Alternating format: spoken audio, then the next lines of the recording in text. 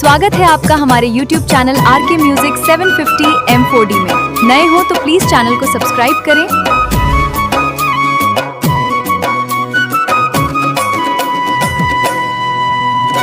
आगे है हरेली तिहार, खेतन बारी में भलवा के डेहरा गड़ाबो।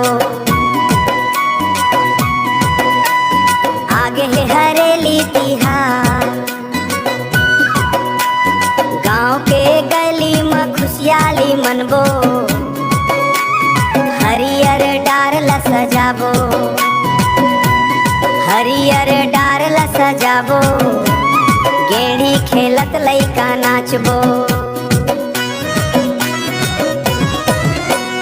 माटी के सुगंध महकही, धान के सपना आँखी में राखबो।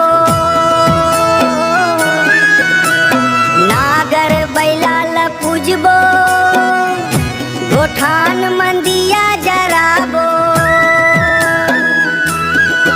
देवगुड़ी में माथ नवाबो, बड़ा देव के नाम सुमरबो रे।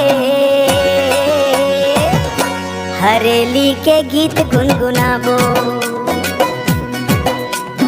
आगे है हरेली तिहार, खेतन बारी में भलवा के डेहरा गड़ाबो।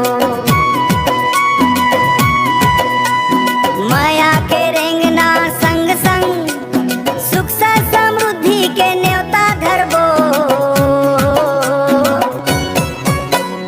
आगे है हरेली तिहार रे, हरियर होगे गाँव गवैया।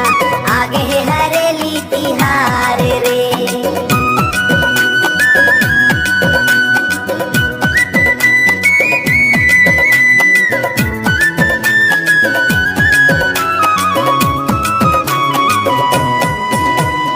आगे है हरेली तिहार रे, हरियर होगे गाँव गवैया।